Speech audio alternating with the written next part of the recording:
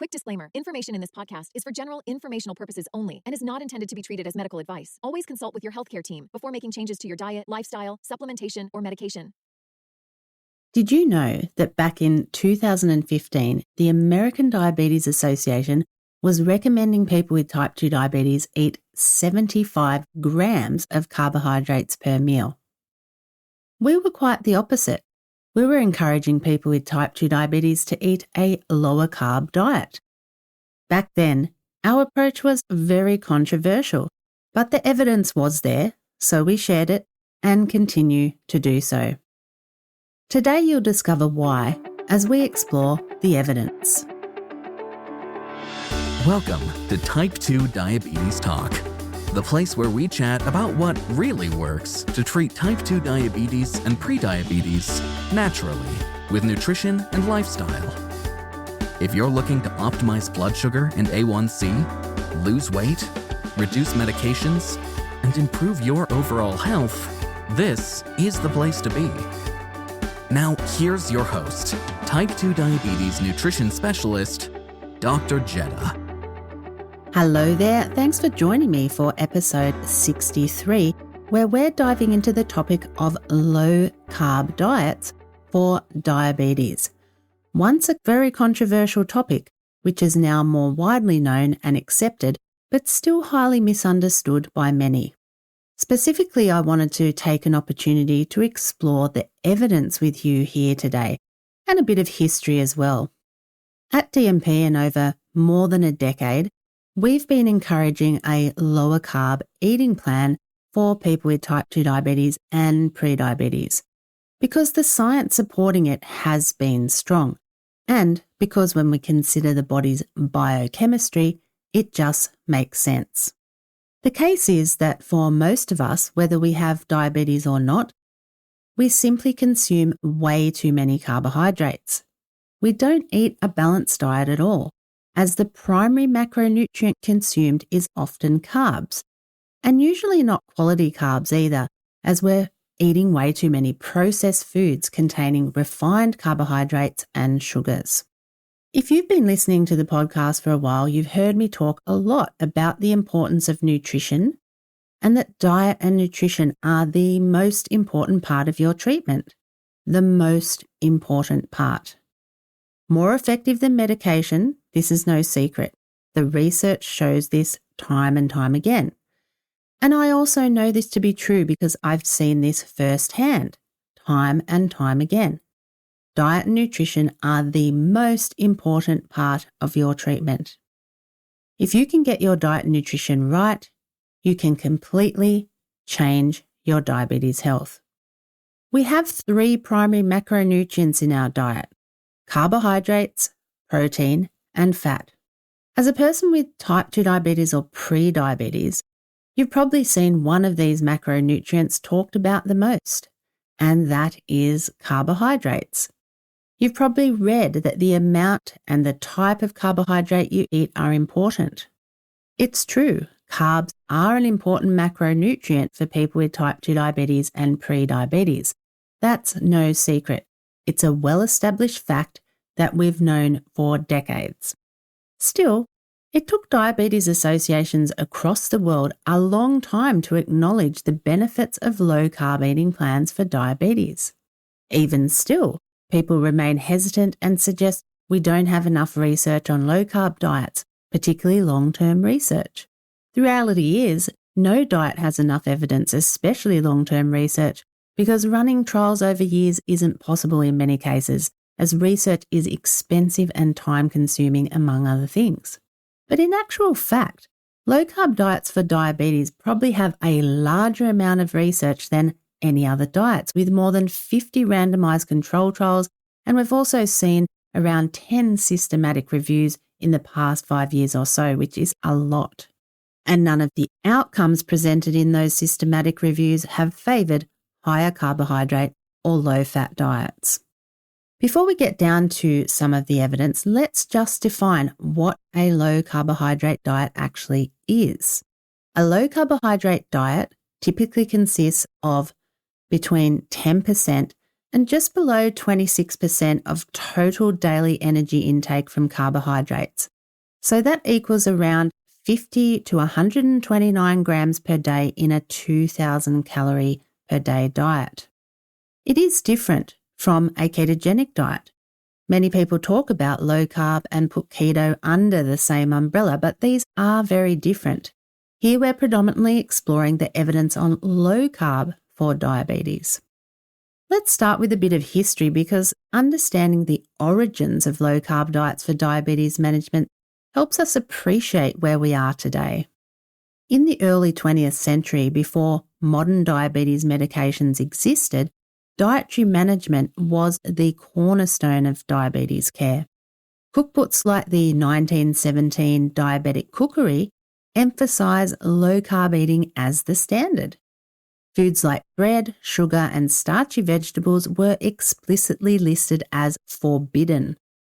Why? Because the connection between carbohydrate intake and blood sugar was clear, even back then. Without insulin therapy or modern medications, dietary control was the only tool available to manage blood sugar effectively. Fast forward to the mid-20th century, as dietary guidelines shifted to favour low-fat, high-carb diets, the emphasis on reducing carbohydrates fell out of favour. These dietary guidelines have always been based on limited evidence but heavily influence public perception and healthcare recommendations. This shift coincided with a dramatic rise in processed food consumption, fueling the twin epidemics of obesity and type 2 diabetes. By the late 20th century, type 2 diabetes, once called adult onset diabetes, was no longer confined to older adults.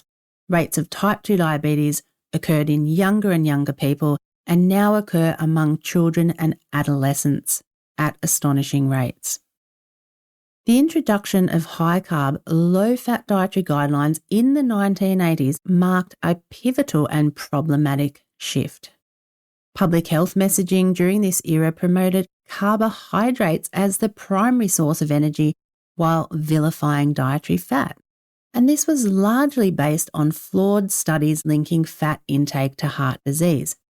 At the same time, the food industry began mass-producing low-fat, high-sugar products marketed as healthy. For people with diabetes, this advice was particularly damaging.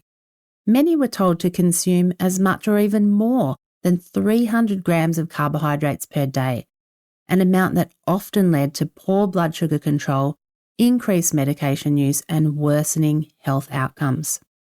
Consider this. In the early 2010s, the American Diabetes Association recommended up to 75 grams of carbohydrates per meal for type 2 diabetes. And even now, they continue to recommend high carbohydrate diets. 75 grams of carbohydrates per meal, that's what a low-carb diet might recommend for an entire day of eating, not just one meal. And the result of these recommendations? Many people with diabetes struggled to achieve healthy blood sugar levels despite following the official dietary advice. This is around the time I began investigating the evidence as I was seeing clients struggling with blood sugar control and weight loss and realised the guidelines were grossly inaccurate. Large diabetes organisations around the globe were in fact worsening the state of diabetes, not making it any better. Thankfully, the tide began to shift as more rigorous research emerged supporting low-carb diets. By the late 2010s, studies began to challenge the status quo. A growing body of evidence showed that reducing carbohydrate intake led to improved blood sugar control, weight loss, and reduced medication use. Compared to other diets, and certainly the idea that low-fat diets were superior had been set straight, with some mounting evidence showing they were certainly not superior. In 2018, the American Diabetes Association finally included low-carb diets as an option in their treatment guidelines for the first time. This acknowledgement was a significant milestone, reflecting the mounting evidence for the effectiveness of low-carb approaches. Other organisations around the globe followed suit. In the UK, Canada and Australia, diabetes associations released position statements recognising the potential benefits of low-carb diets for managing type 2 diabetes. While these endorsements were often cautious, they marked an important shift in how diabetes care was approached globally. Yet despite these advancements, low-carb diets remain misunderstood and in some cases unfairly criticised even to this day. One common argument is the supposed lack of long-term evidence. Critics often claim that low-carb diets are unsustainable or nutritionally inadequate. However, the reality is that no dietary approach has extensive long-term data due to the challenges of conducting such studies. In addition, evidence supporting the safety and efficacy of low-carb diets is often stronger than that for other commonly recommended diets, such as high-carb, low-fat or plant-based approaches, for example. So meta-analyses of randomized control trials, these are the gold standard of scientific evidence. These have found that low-carb diets consistently outperform other dietary approaches in reducing A1C, improving lipid profiles, and reducing medication use. These findings highlight not only the efficacy, but also the practicality of low-carb diets as a sustainable treatment option for type 2 diabetes.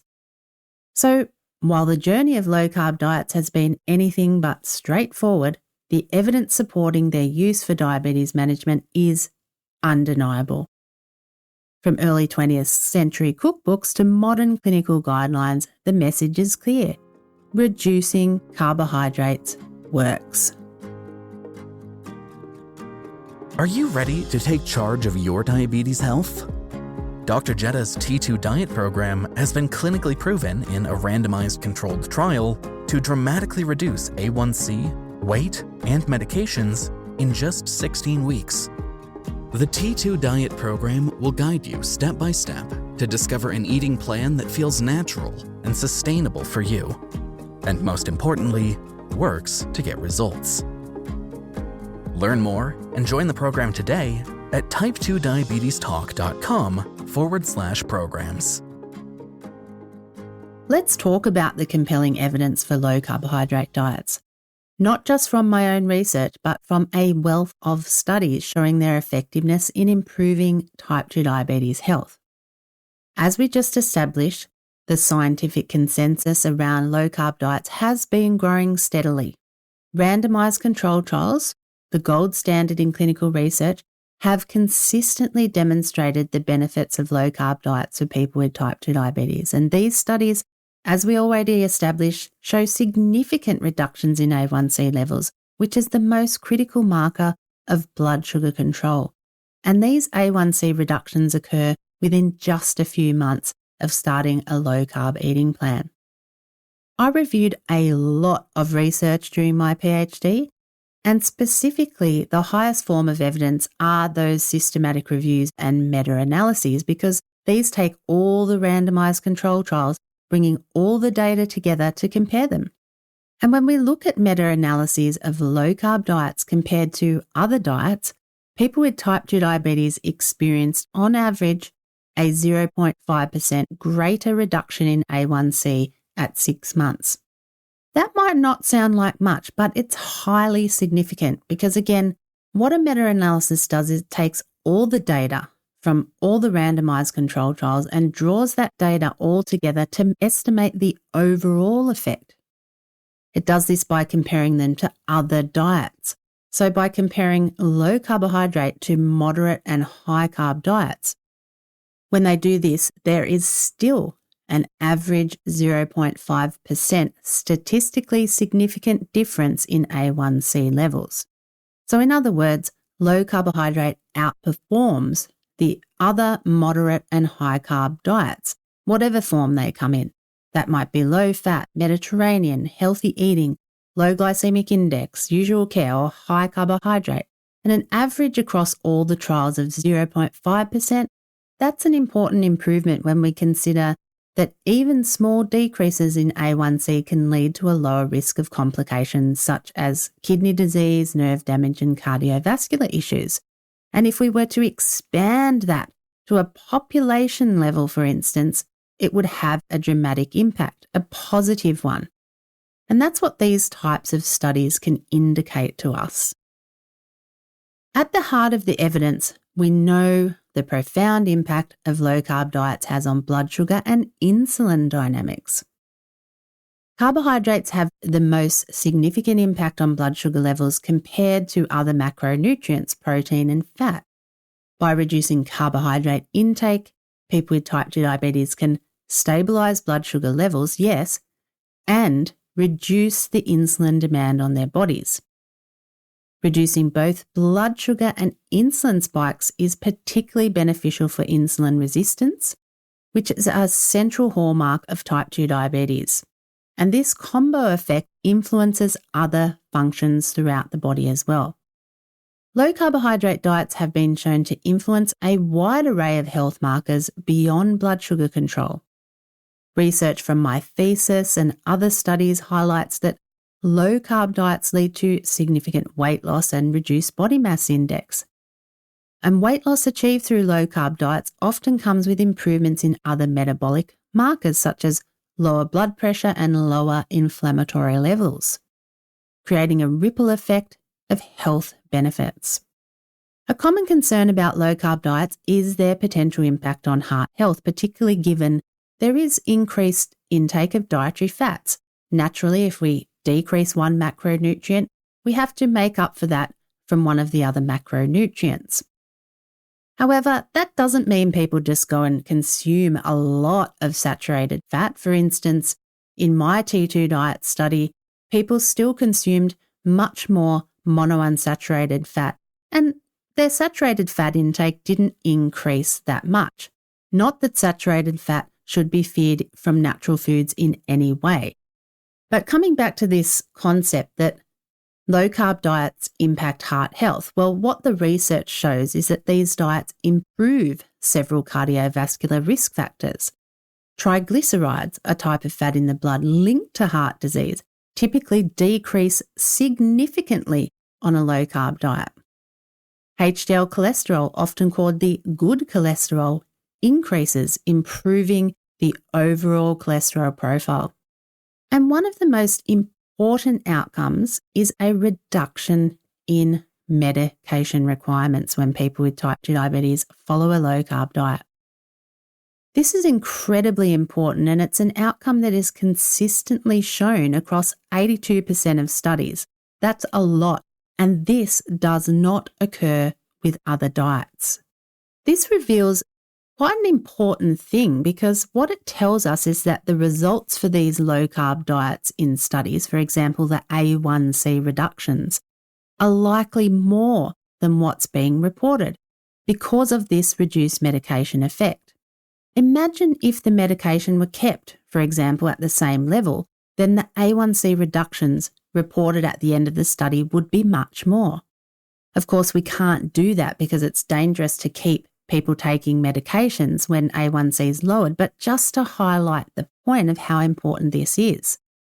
The fact that medication is always reduced also suggests that overall metabolic function is improving and overall glucose metabolism is better in people with type 2 diabetes who follow a low-carb diet compared to other diets. Medication reduction from diet alone is such a critically important outcome. Being we are now in 2025 at the time of releasing this podcast, I went back to the evidence to see what emerged during 2024 in terms of the benefits of low carb for type 2 diabetes. Even in 2024, we've continued to see more and more research evolving, positive research. More systematic reviews that continue to confirm everything we just discussed, that low-carb diets lower A1C, reduce weight, improve lipids, and reduce medications. There's been additional research that shows when low-carb diets are compared with low-fat diets, they reduce key inflammatory markers in the body. We know that systemic inflammation caused by high blood sugar and insulin resistance worsens diabetes health outcomes and contributes to complications like cardiovascular disease. So reducing these markers is a significant benefit for overall health. We've all heard of very low-calorie diets these days. Recent reviews that have compared the outcomes of eating a low-carbohydrate, unrestricted calorie diet with a highly restricted, very low-calorie diet have concluded that both are equally as effective for supporting people with type 2 diabetes to achieve remission. So which would you rather choose for the long term? Option 1, starvation and deprivation, or Option 2, an eating plan that allows for real, satisfying foods? It's no surprise that Option 2, a low-carbohydrate, unrestricted calorie diet, is the preferred method because realistically, most people cannot sustain a very low-calorie diet. It's good to know that reviews have continued to indicate that over the long term, low-carb diets improve cholesterol in comparison to other diets. Consistently, these show that low-carb diets lead to greater increase in HDL good cholesterol levels and a greater reduction in triglyceride levels. These are important outcomes because they are strong indicators of good cardiovascular health, reducing the risk of heart disease, which is a major concern for people with type 2 diabetes. When it comes to other cholesterol outcomes, studies show there's either no difference in LDL or total cholesterol, or there are decreases in total cholesterol and LDL levels. So this is reassuring finding for those who may be concerned about low-carb eating plans, showing that the overall cardiovascular risk profile improves. For more on this, we spoke about understanding cholesterol in episodes 42 and 44. Reviews have also shown a low-carb diet increases adiponectin levels, which is important because adiponectin is a hormone that plays a key role in improving insulin sensitivity, reducing inflammation, and promoting metabolic health. So higher levels are also linked with better blood sugar control and lower risk of cardiovascular disease. All in all, the benefits of low carb for diabetes continue. And of course, we can translate a lot of this evidence across to people with prediabetes. But there is also supportive evidence in people with prediabetes as well. Before we look into that, let's hear a testimonial from one of our members.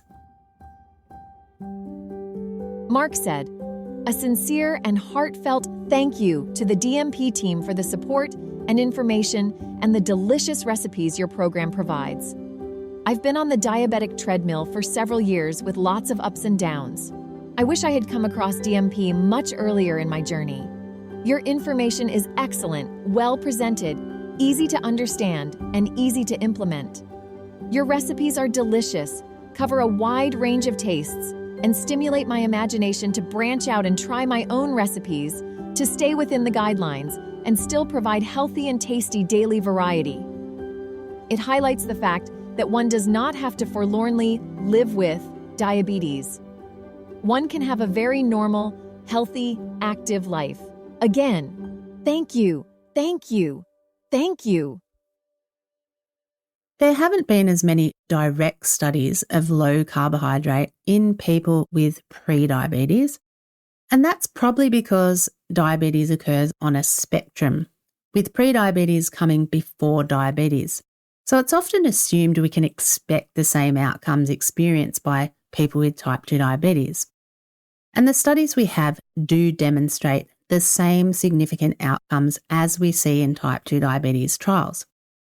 For example, reviews comparing low fat to low carb in prediabetes have found that both groups had an improvement in liver fat, total cholesterol, LDL and triglycerides, for example, but it was only the low carb group that saw improvements in HDL cholesterol levels. In other studies, people with prediabetes, the research shows improvements in blood glucose and insulin sensitivity and reductions in liver fat or fatty liver. Population studies have indicated the rate of death in people with prediabetes is decreased with a low carbohydrate diet, and lower carbohydrate intake has also been demonstrated to achieve a remission of prediabetes. So all in all, these are great health outcomes as well. While carbs are an important nutrient of concern, diet quality is critical, and I want to make that a really important point, emphasize this point. Certainly it's not all about carbs. The quality of your nutrition plan is incredibly important, which is something we chat about quite a lot on this podcast. In terms of our health, and this goes for people with or without diabetes, it's about choosing our carbohydrates wisely, favouring those that provide more bang for buck, so to speak, more fibre, vitamins and minerals, and with less impact on blood sugar, which is important for everyone, but especially so for diabetes health because carbohydrates have the biggest impact on our blood sugar. While low-carb diets provide numerous health benefits, again, it's essential to emphasize that not all low-carb diets are created equal. A low-carb diet can still be an unhealthy diet if all you focus on is carbs, because there are many processed foods, candy and junk that are technically low in carbohydrates. Consuming nutrient-dense whole foods with a good balance of proteins and fats is crucial to achieving the positive outcomes associated with low-carb eating. We've covered various aspects of this in previous podcasts, and constructing a healthy low-carb nutrition plan is what we help people do in our programs and memberships. So if you need help with that, please head down to our website to join us. For now though, I hope you've enjoyed delving into the evidence on low-carb with me today. A healthy low-carb nutrition plan is a very powerful way to eat to rebalance metabolism and keep our metabolism running efficiently. A healthy low-carb nutrition plan, such as our T2 diet, which is clinically proven, can help to keep blood sugar levels balanced, lose weight efficiently and maintain a healthy weight, balance cholesterol, reduce inflammation and more. And of course, lower medication dependency. And the good news is it's all backed by science and over a decade of experience too. Well, that's all from me today. Take care until next week. Dr. Jeddah, over and out. Thanks for tuning in to Type 2 Diabetes Talk. Please subscribe to the show on your favorite podcast platform. And for episode replays, episode notes, and more, visit type2diabetestalk.com. New episodes are available Tuesdays, 10 a.m. U.S. Eastern Time, or your time zone equivalent. Thanks again. We're truly grateful to be a part of your life and help make a real difference.